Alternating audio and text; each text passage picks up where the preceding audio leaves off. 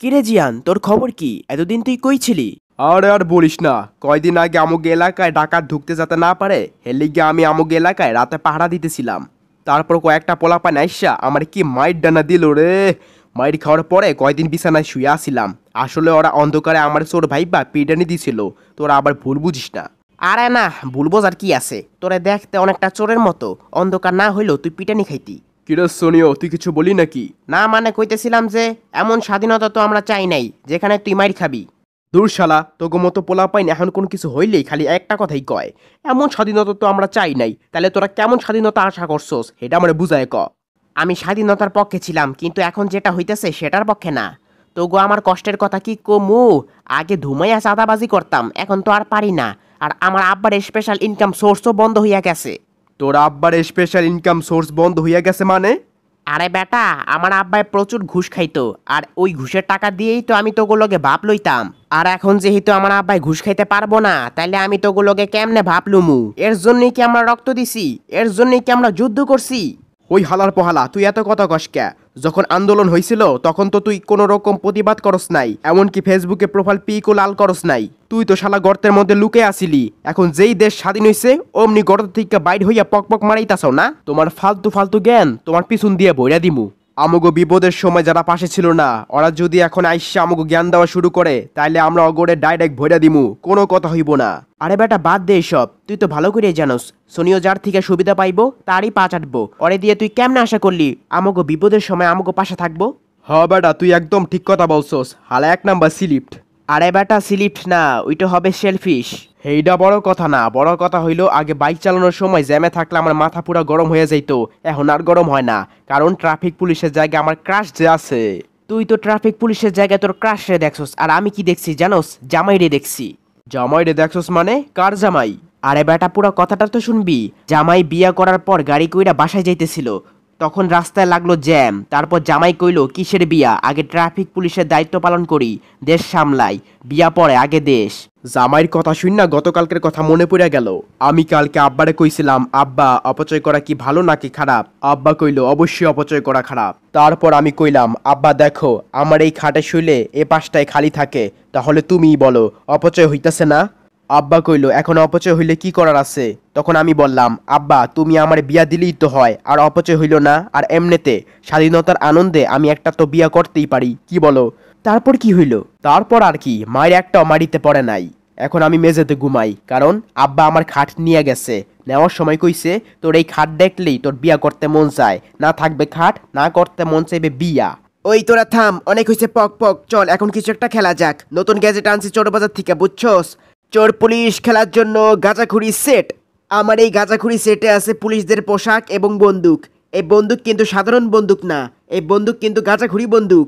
এই বন্দুকের গুলি যদি কারো গায়ে লাগে তাহলে সে কিছুক্ষণের জন্য ফ্রিজ হইয়া থাকবো। আর যোগাযোগের জন্য গাঁজাখুরি মোবাইল তো আছেই। আর চোরদের জন্য গাঁজাখুরি কাপড়। এই কাপড়ের সাহায্যে পাখির মতো ওড়াও যাইবো, আর বান্দরের মতো লাফাইনাও যাইবো। এখন তোমরা খেলবা নাকি তাই বলো? খেলবো, আমরা সবাই খেলবো। আর এই হইলো চোরদের জন্য জেল। এখন তো গো আমি খেলার নিয়মটা কইয়া দেই। আধা ঘন্টার মধ্যে পুলিশ যদি সব চোরদেরকে জেলে ভরে না দিতে পারে তাইলে চোরের টিম জিততে যাইব। আর যদি সব চোরদেরকে জেলে ভরে দিতে পারে তাহলে পুলিশের টিম জিতবো। ডোরেমন তোরে আমি আগেই কই, আমি কিন্তু পুলিশ হমু। একবার মাইক খাইয়া আমার শিক্ষা হইয়া গেছে। আরে বেটা, কে চোর হবে কে পুলিশ হবে সেটা তো আমি ঠিক করব না, ঠিক করবে তো আমার এই গাঁজাখুরি মেশিন।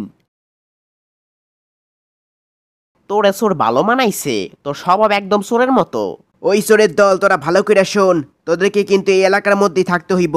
তাহলে এখন খেলা শুরু করা যাক, টাইম হলো শুরু। এমন জায়গায় পলাইতে হইব যাতে ওরা আমার খুঁজে না পায়। আমার লাগতেছে এখন ভয়, আর ভয় পাইলে তো আমার মুত আসে বেশি। কি করি এখন? আগে মুইতে আসি পরে পলা মনে, কিন্তু এখন বাথরুম পাই কোথায়? এখানে করিয়া দিমু নাকি? কেউ তো নাই। না, ভদ্র মানুষের মতো বাথরুমে গিয়ে করমু, রাস্তাঘাটে না।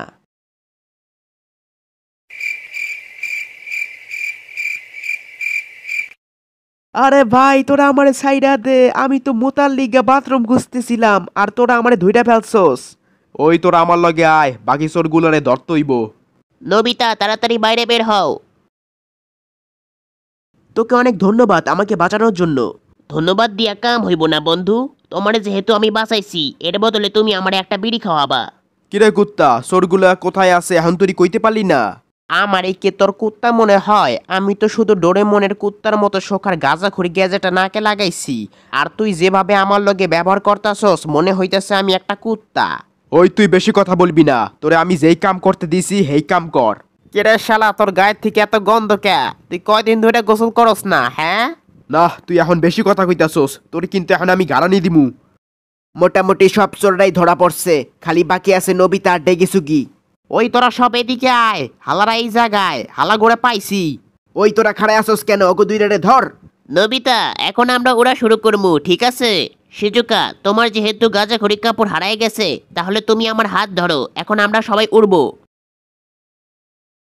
আসলে আমি পুলিশ, সব চৌধুরীকে ধরার জন্য আমি এতক্ষণ চোরের নাটক করতেছিলাম। কেরে নবিতা, এখন তুই কই যাবি? এইবার খেলা হবে, হা হা হা। খেলা না কচু ডইব, তোরা থাক, আমি যাই। 20 মিনিটের মধ্যে তোকে যেন আমি দেখা না পাই। ওই তুই যাবি কই? খাড়া কইতাছি খাড়া। ওই ঠুস ঠুস ঠুস ঠুস। ডোরেমন, আর বেশি সময় নাই, যেভাবেই হোক নবিতারে খুঁজা বের করতে হইব। ওরে যদি আমরা জেলে ভরে না দিতে পারি, নাইলে আমরা এই খেলা হাইরা যামু। ওই তোরা সবাই শোন, we are looking for Nobita. হালার পর হালাই গেল কোথায়? শালা তুই কোথায় লুকে আসোস? তাড়াতাড়ি বাড়ি হ।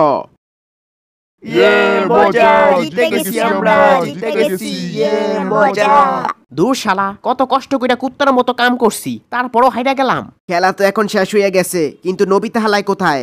দেখ কোন সিপাই লুকে আছে। আরে তোরা কেউ তো আমারে বাঁচা!